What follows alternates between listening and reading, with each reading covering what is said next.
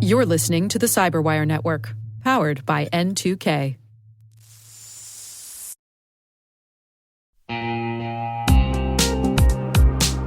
Cyber threats are evolving every second, and staying ahead is more than just a challenge, it's a necessity. That's why we're thrilled to partner with ThreatLocker, the cybersecurity solution trusted by businesses worldwide. ThreatLocker is a full suite of solutions designed to give you total control, stopping unauthorized applications, securing sensitive data, and ensuring your organization runs smoothly and securely. Visit threatlocker.com today to see how a default deny approach can keep your company safe and compliant.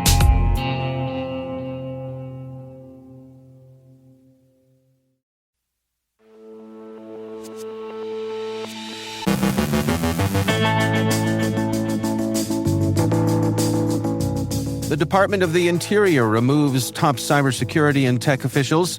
The DOJ looks to block foreign adversaries from acquiring sensitive personal data of U.S. citizens. Microsoft issues emergency updates to fix an Active Directory bug. Hackers are installing stealth backdoors on FortiGate devices. Researchers warn of a rise in Dangling DNS attacks. A pair of class action lawsuits allege a major adtech firm secretly tracks users online without consent. Google is fixing a 20-year-old Chrome privacy flaw. The Tycoon 2FA phishing-as-a-service platform continues to evolve.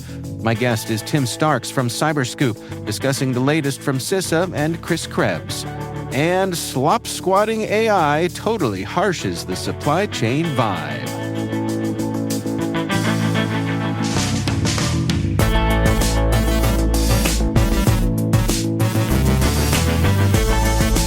It's Monday, April 14th, 2025. I'm Dave Bittner, and this is your CyberWire Intel Briefing.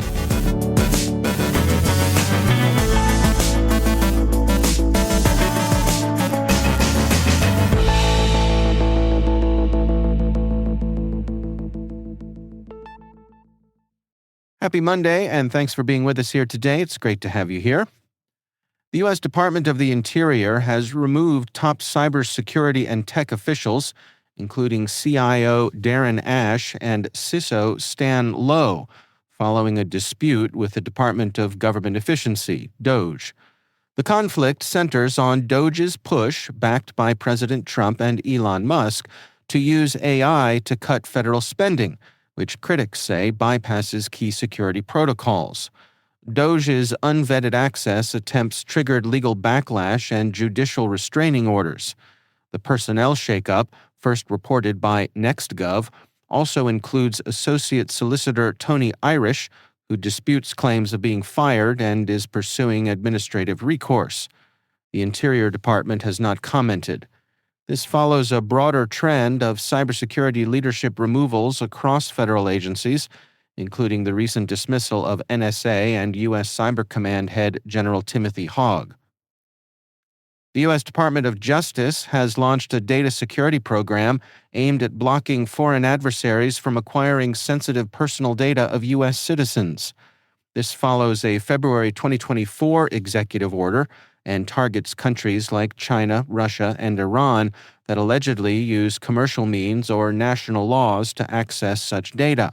The program prohibits unauthorized data transfers covering health, biometric, financial, and other personal information via brokerage, vendor, employment, or investment agreements. The DOJ warns that adversaries exploit bulk data using AI for espionage, manipulation, and strategic advantage. Violators face civil and criminal penalties, including up to 20 years in prison. The program took effect April 8th, with a 90-day grace period for those making good faith compliance efforts. Microsoft has issued emergency updates to fix a bug affecting audit login policies in Active Directory group policy. The issue causes local policies to incorrectly show no auditing for log on and log off events, even if auditing is active. This can confuse admins but doesn't affect actual event logging. The out-of-band updates apply to various Windows versions and are intended for enterprise environments only. Microsoft also warned of related issues, including potential Windows Server 2025 restarts and Office 2016 crashes tied to recent updates. Hackers are exploiting known Fortinet vulnerabilities to install stealth backdoors on FortiGate devices, allowing them to maintain access even after patches are applied. The attackers use symbolic links to quietly read configuration files through the SSL VPN interface, avoiding detection. Devices without SSL VPN enabled are not affected. Fortinet has responded with updates across multiple FortiOS versions, along with tools to detect and remove the backdoor and changes to the SSL VPN interface to prevent future abuse. CEO of Watchtower, Benjamin Harris, warned this reflects a broader trend. Attackers now design backdoors to survive patches and resets. Fortinet urges all users to update immediately to block these persistent threats and protect their systems from ongoing exploitation. Cybersecurity researchers are warning of a rise in dangling DNS attacks, where attackers exploit outdated or misconfigured DNS records to hijack organizational subdomains. These vulnerabilities often occur when companies discontinue cloud services or SaaS tools, but leave behind DNS entries, like CNAME records, pointing to decommissioned resources. Attackers can then register the abandoned destination and serve malicious content through the legitimate domain, creating a serious supply chain risk.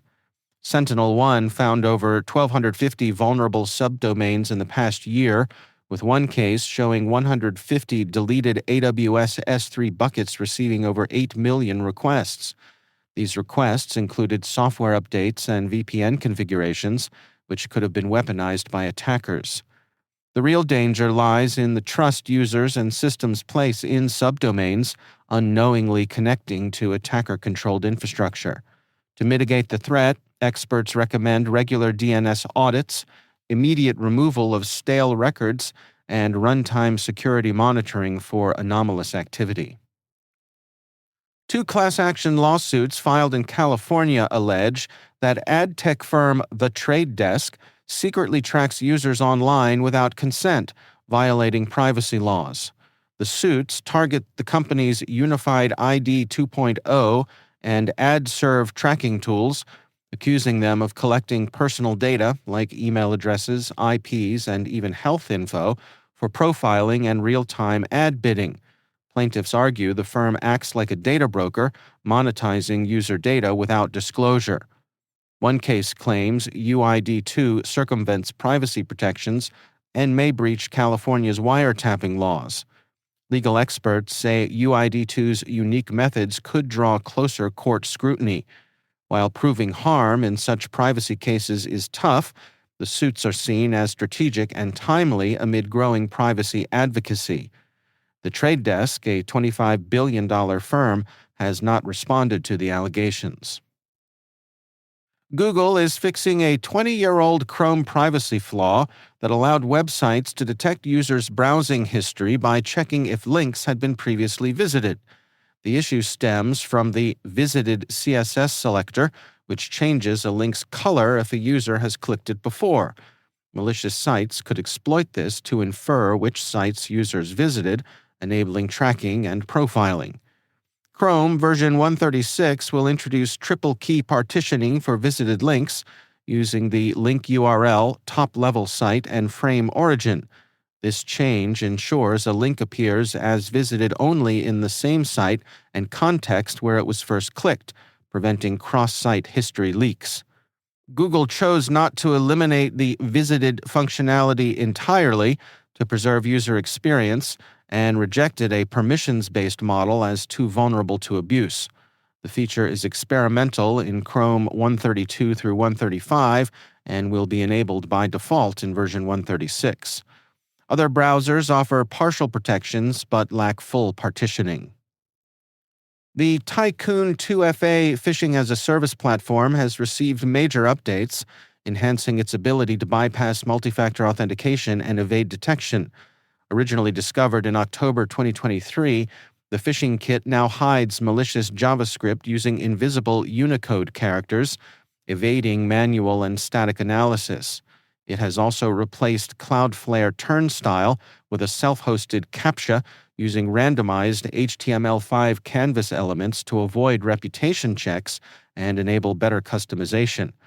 Additionally, new anti-debugging scripts detect and block browser automation tools like Phantom.js and Burp Suite, redirecting suspicious users to legitimate sites. Trustwave also reports a surge in phishing attacks using malicious SVG files, a tactic favored by Tycoon 2FA and similar platforms. These SVGs, disguised as voicemails or logos, contain obfuscated JavaScript that redirects victims to fake Microsoft 365 login pages. Phishing-resistant MFA and blocking SVG attachments at the email gateway level are recommended defenses. SVG-based phishing jumped 800% from April 2024 to March 2025.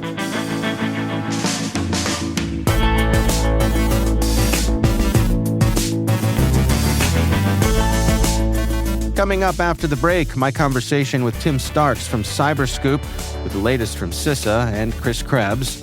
And Slopsquatting AI totally harshes the supply chain vibe. Stay with us.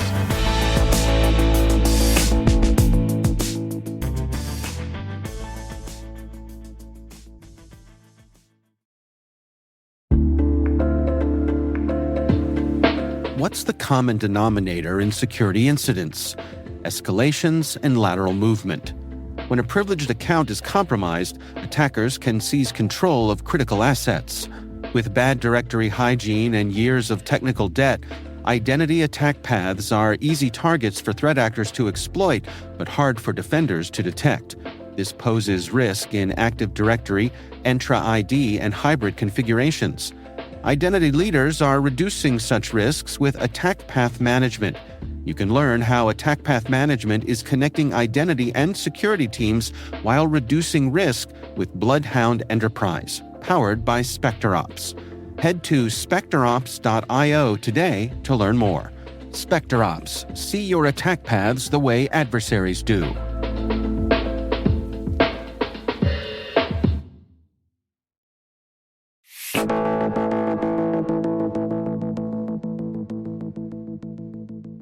It is always my pleasure to welcome back to the show Tim Starks. He is a senior reporter at CyberScoop. Tim, welcome back. Great to be back. Tim, your beat is Washington, D.C., and the policy issues that are going on in this great city of ours. Yes? Is that a fair description? That's very accurate. All right. So how are you keeping track of all of it these days? There's so much going on. I feel like you must be in a bit of a whirlwind.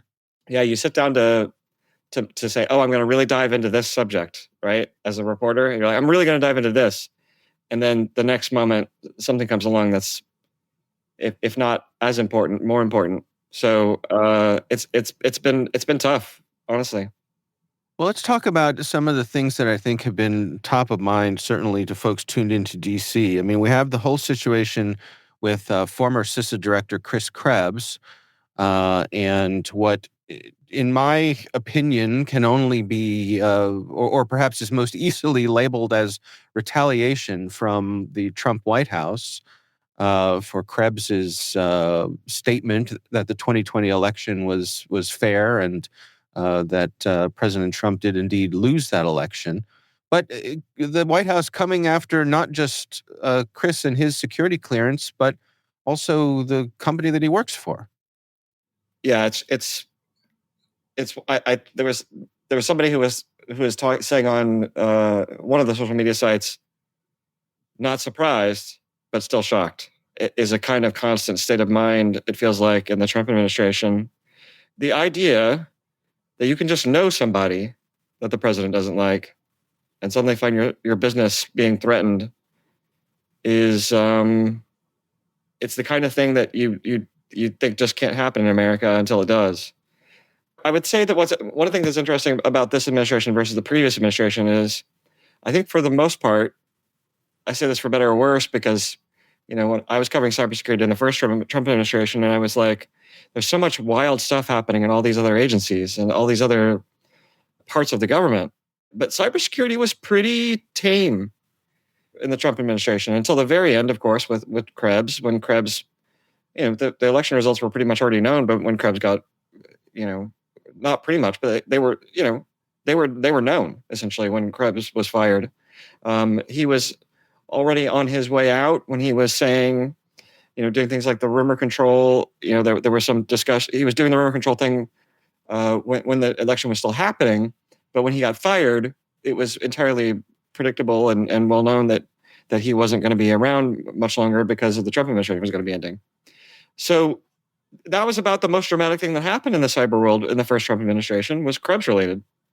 Now there's so much dramatic stuff happening in every area of the government, including cybersecurity. They fired the cyber command director. They fired a bunch of people at CISA. They've done so much. So the Krebs shoot is just the latest to drop, the domino, the latest to fall, and it is entirely disturbing that he essentially said something that the president didn't like. For how many years ago? 5 years ago at this point. Yeah. And now he has the president saying we're going to bring the weight of the government to bear on you and your company and the people you work with. It's really, really, really, really upsetting that this is happening in our country. Well, I mean, let's dig into some of the goings on at CISA itself. I saw a recent report that I think the number I saw was 1,300 people probably going to be eliminated from CISA, both full-time employees and contractors as well. It's about half of their workforce, I believe, and can't imagine that's not going to put a dent in our defensive posture. Yeah, I mean, I think there was an early sign that they were going to be because of CISA, but I think they only cut about 130 people. Now, I'm not saying that's not a significant number. It is, but looking at some of the things that are happening, like at HHS, where they're cutting 10,000 people, that seemed mild by comparison. That at the time, there were still concerns that there were going to be more cuts at CISA when the 130 people were fired. But I don't think anybody thought that half. I mean, that's a huge number. I was just talking to Andrew Garbarino, the congressman who is the chair of the cybersecurity subcommittee of the House Homeland Security Committee, and he thought, people now, Republicans now get that CISA is important. But cutting half of the workforce is going to have a huge impact. I mean, there are people who thought the agency was not near as big as it should have been. People in the cyber world have thought that it needs to be a $5 billion agency or something like that. And that's Republicans too. I mean, it was John Katko, I think, who first said we need this agency to have a $5 billion budget. So if we're going to cut half of the people, it's definitely going to affect the cyber work it does. It is an agency that is largely about, and this is another thing that's interesting about it. If you're a Republican, you're thinking, oh, we're concerned about the size of government. We don't want overregulation. CISA doesn't really have regulatory power. It's just an agency that just sort of helps. I mean, that's a weird way to boil it down, but it just sort of helps the businesses. It helps the government. It gives them advice. It creates guidelines. It doesn't do anything regulatory. And here it is being cut just because, it seems like. I mean, there's not one of these things where people have said, oh, we're going to cut it this much because we think it's this much, it's doing too much, or it's not doing what it should be doing, and therefore it needs to be cut back because it's not useful. There's nobody saying that. So the idea of it being cut in half essentially it just baffles the mind, really. You're looking for, if you're a reporter, you're looking for a reason. Why is this happening? Right. Why half? Yeah. Is it arbitrary? Just because. Yeah. Well, you mentioned, speaking with Republican Congress members, this notion, the sort of original sin of CISA as described by the Trump White House is that they were censoring Republican voices. How much does that argument still carrying water when you're talking to Republicans? Are they leading with that? Are they acknowledging that? Is that, how seriously are they taking that either publicly or behind the scenes? I think they certainly at least were taking it seriously. I think in 2023, there was a vote from House Republicans, the majority of whom said, we're going to cut CISA's budget by 25% because of this kind of thing. But that's a very small percentage of the work it did. And I'm not saying the work equals censoring Republican voices. I mean, work on disinformation was a very small percentage of what it did. I think Brandon Wales testified before Congress, Brandon Wales being a former top CISA official, that it was less than 1% of CISA's budget. So, yes, I think for some Republicans, and among them, Senator Rand Paul, who was the chair of the Homeland Security Committee on the Senate side, that is a reason that CISA is a bad agency, that singling out that part of the things. But it did feel like this would be a moment, if you were concerned about CISA as a Republican, to say, well, now we're in charge of it. And if there's some amount of that, we can get rid of it. And, there's a nominee to lead CISA that is someone who could hope to say, hey, we need you to change these things. It seems like this would be a moment where you could stop and say, let's reevaluate. Instead, it seems like from the top, it's just chop it, just cut it. And I do think, that yes, there are things that Republicans can point to and say, we don't like this about the agency. And Trump obviously didn't like that Chris Krebs had said that these things that he was saying about the election were misinformation. But I don't think that quite gets to the point where you say, oh yeah, we're not going to cut this agency in half. It just doesn't quite get there. Well, speaking of the nominee to lead CISA, Senator Wyden has pledged to put a hold on the confirmation there. What's going on with that story? Yeah, this is a little similar to what he did with Chris Krebs, believe it or not. So everything kind of comes and goes, huh? A big full circle. Just related to concerns about telecom vulnerabilities and, surveillance is what Senator Wyden is concerned about. He got what he wanted in order to lift the hold from last time. This time it seems like he wants more. So we'll see how much that holds things up. It could. I think it's one of those kinds of things where I'm not saying it's not meaningful, but it is somewhat symbolic. It's nothing to do with concern about the nominee himself. It's very little to do with the agency itself. It's an opportunity for Senator Wyden to bring up a concern he's had and execute that concern using a nominee that is only vaguely related to what he's concerned about. Right. It's a point of leverage that he has, so exactly. He's taking advantage of it. Exactly. Yeah. All right. Well, Tim Starks is senior reporter at CyberScoop. Tim, thank you so much for sharing your knowledge, expertise, and experience with us, and I look forward to catching up with you soon. Dave. I don't look forward. I'm kidding. It's a wild world. I do appreciate talking to you. Thanks again. All right. See ya.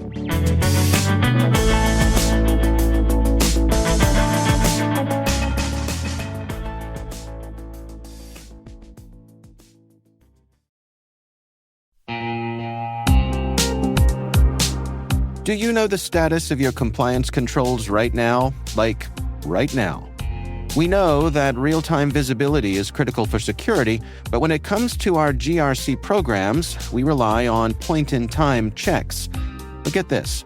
More than 8,000 companies like Atlassian and Quora have continuous visibility into their controls with Vanta.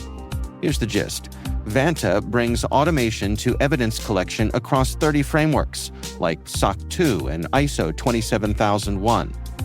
They also centralize key workflows like policies, access reviews, and reporting, and helps you get security questionnaires done 5 times faster with AI. Now that's a new way to GRC. Get $1,000 off Vanta when you go to vanta.com/cyber. That's vanta.com/cyber for $1,000 off.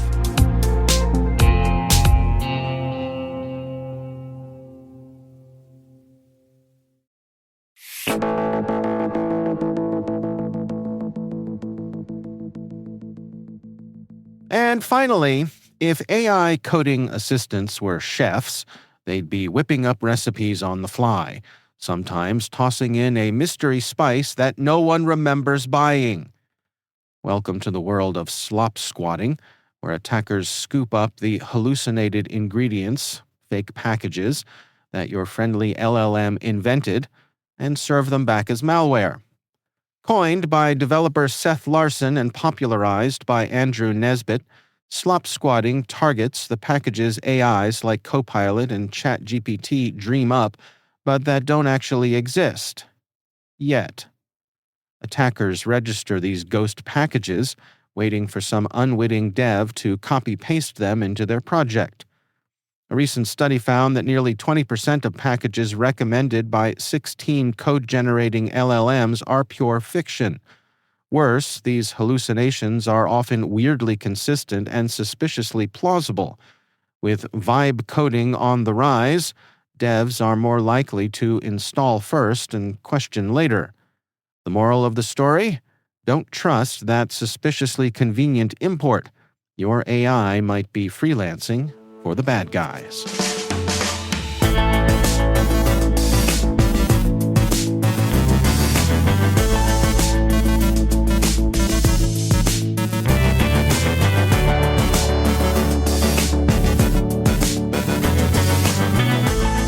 And that's the Cyberwire. For links to all of today's stories, check out our daily briefing at thecyberwire.com. Don't forget to check out the Grumpy Old Geeks podcast, where I contribute to a regular segment on Jason and Brian's show every week. You can find Grumpy Old Geeks where all the fine podcasts are listed. We'd love to know what you think of this podcast. Your feedback ensures we deliver the insights that keep you a step ahead in the rapidly changing world of cybersecurity. If you like our show, please share a rating and review in your favorite podcast app. Please also fill out the survey in the show notes or send an email to cyberwire@n2k.com. N2K's senior producer is Alice Carruth. Our Cyberwire producer is Liz Stokes. We're mixed by Trey Hester with original music and sound design by Elliot Peltzman. Our executive producer is Jennifer Iben. Peter Kilpie is our publisher, and I'm Dave Bittner. Thanks for listening. We'll see you back here tomorrow.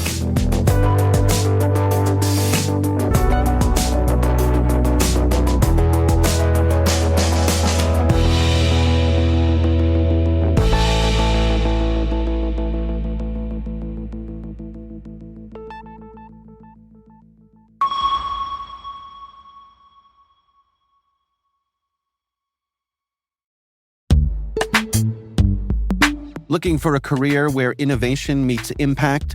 Vanguard's technology team is shaping the future of financial services by solving complex challenges with cutting-edge solutions. Whether you're passionate about AI, cybersecurity, or cloud computing, Vanguard offers a dynamic and collaborative environment where your ideas drive change. With career growth opportunities and a focus on work-life balance, you'll have the flexibility to thrive both professionally and personally. Explore open cybersecurity and technology roles today at vanguardjobs.com.